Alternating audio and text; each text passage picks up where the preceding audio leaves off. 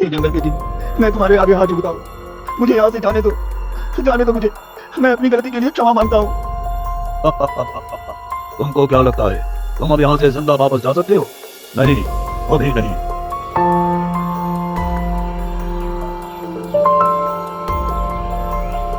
उदयपुर नामक गांव में दो दोस्त रहते थे, मोहन और राजवीर। इनकी दोस्ती पूरे गांव में चर्चित थी।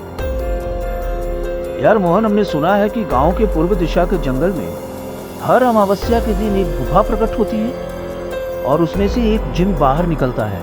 लोग तो ये भी कह रहे थे कि तुम उससे जो भी मांगोगे वो मिलेगा। वैसे तुझे क्या लगता है इस बात में कितनी सच्चाई होगी? तू ना गांव वालों की बातों को मत सुना कर, क्योंकि तू हर बात पर विश्वास कर लेता है। और तू हमें ये बता, जो तुझे ये बात बता रहा है वो क्यों नहीं जाके मांग लेता? हाँ, तेरी भी बात सही है, लेकिन क्या पता हम लोगों की तरह कोई बहादुर ना हो। बस एक बार जाकर देख लेते हैं ना यार। देख भाई, हमको इस सब ढोंग में नहीं पड़ना। हाँ, अगर कोई काम की बात हो तो बता। बस एक बार तू मेरे साथ चल, इसके बाद देख मैं कैसे दूध का दूध और पानी का पानी करता हूँ। अब और मत पका यार।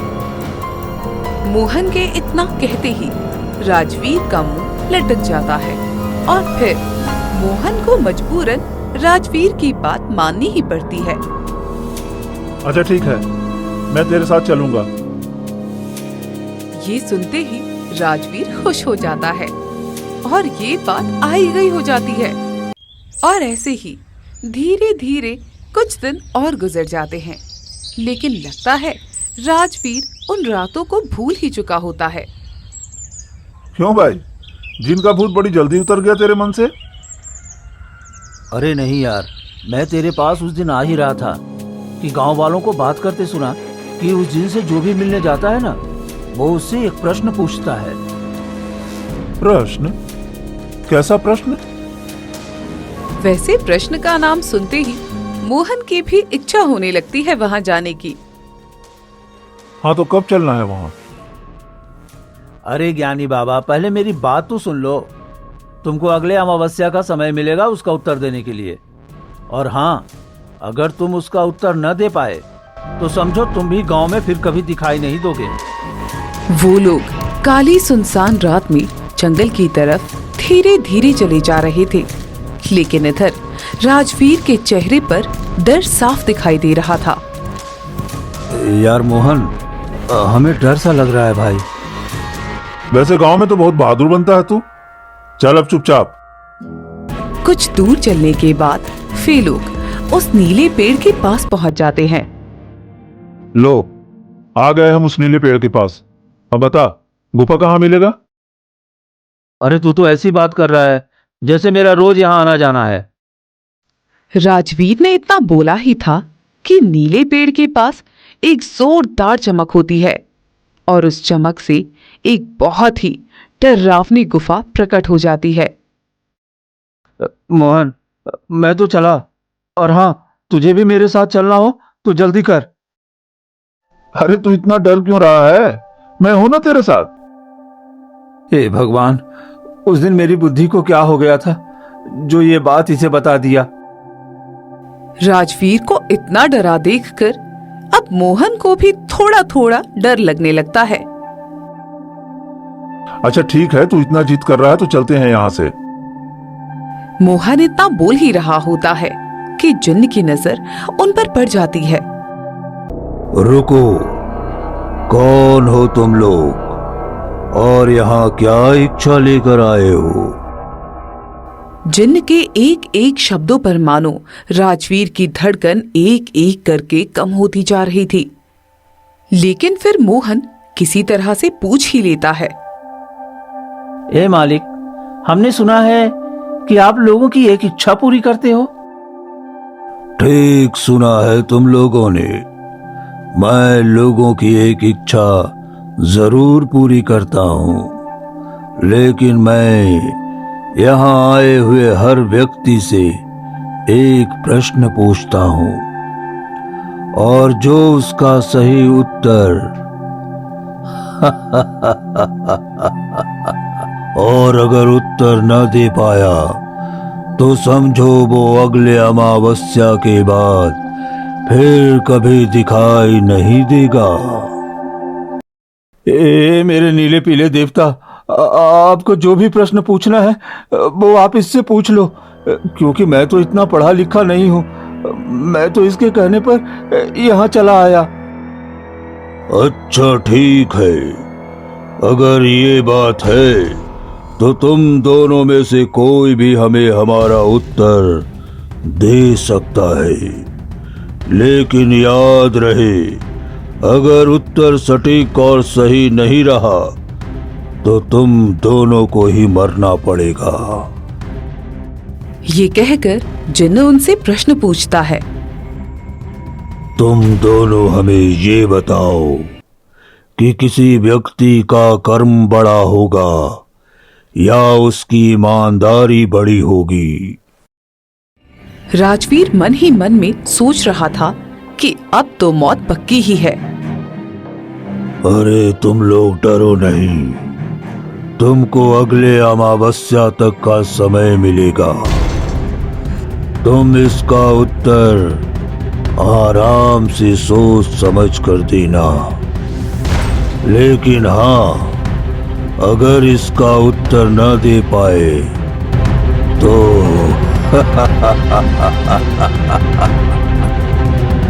इतना कहकर जिन्न और गुफा दोनों वहां से अदृश्य हो जाते हैं। इसके बाद दोनों अपने घर चले जाते हैं।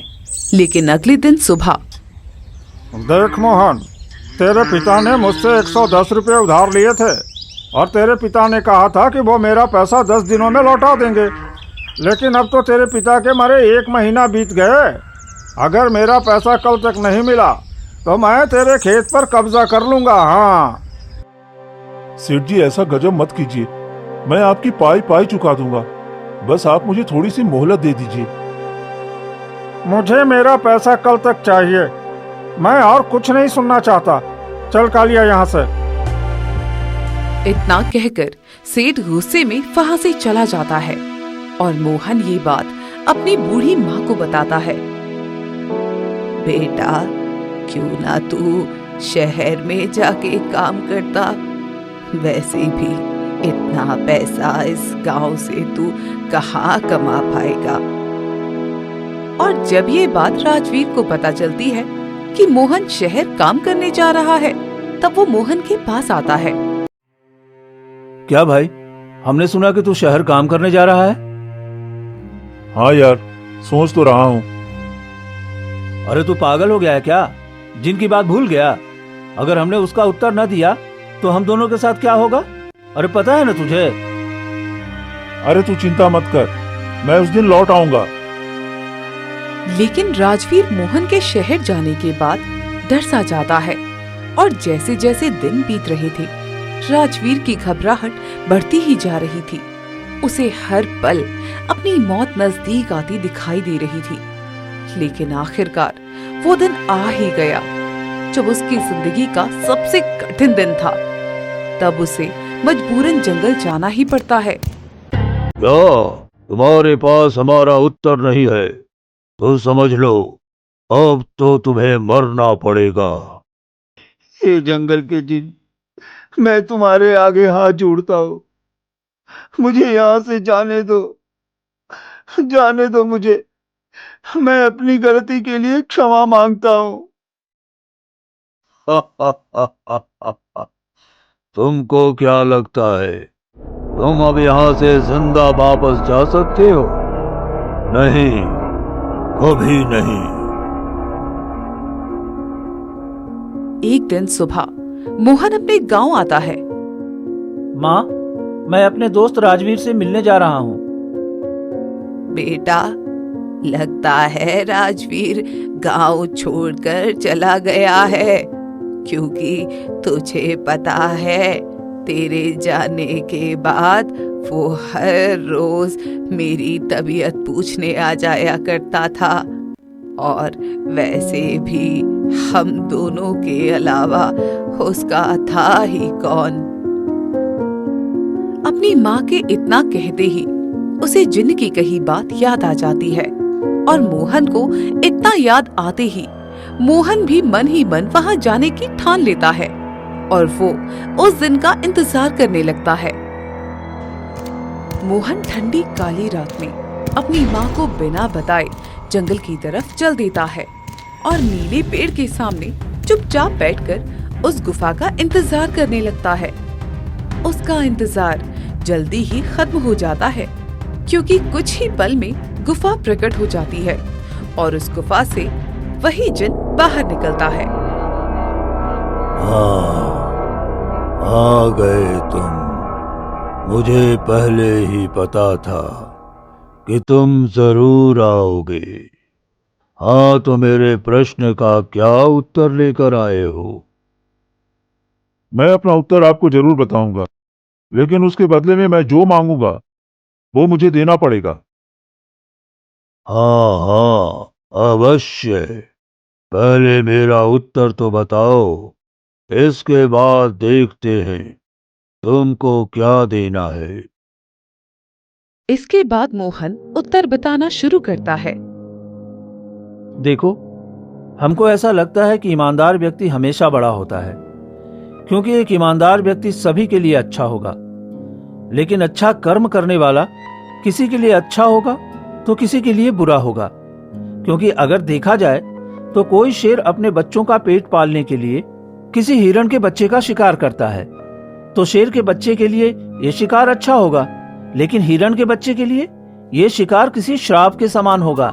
तो इसलिए ईमानदार व्यक्ति अच्छे कर्म करने वालों से हमेशा बड़ा होता है, क्योंकि कर्म अच्छे भी होते हैं और कर्म बुरे भी होते हैं। मैं तुम्हारे उत्तर से प्रसन्न हुआ। तुम वाकई बहुत होशियार हो। बोलो, तुमको क्या चाहिए? हे जिन्न देवता, आप मुझे कुछ ऐसी चीज दे दो जिससे हम लोगों की सहायता कर सकें। अरे ये क्या, तुमने अपने दोस्त को जीवित करने की कोई बात नहीं की। मैं उसे जीवित करके क्या करूंगा? और वैसे भी आपने ही तो कहा था कि तुम दोनों में से कोई भी मेरा उत्तर दे दो तो मैं दोनों की जान बख्श दूंगा। इतना सुनते ही जिन बहुत खुश हो जाता है और वो राजवीर को भी जीवित कर देता है। मैं तुम्हारी बहादुरी और चालाकी से बहुत प्रसन्न हूँ। ये लो, ये एक जादुई मटका है। तुम इससे लोगों की मदद कर सकते हो, लेकिन याद रहे, तुम इससे कभी भी लालच मत करना। मोहन तो राजवीर को देखकर मानो इतना खुश हो जाता है कि जैसे एक तड़पती मछली को बहता सागर मिल गया हो।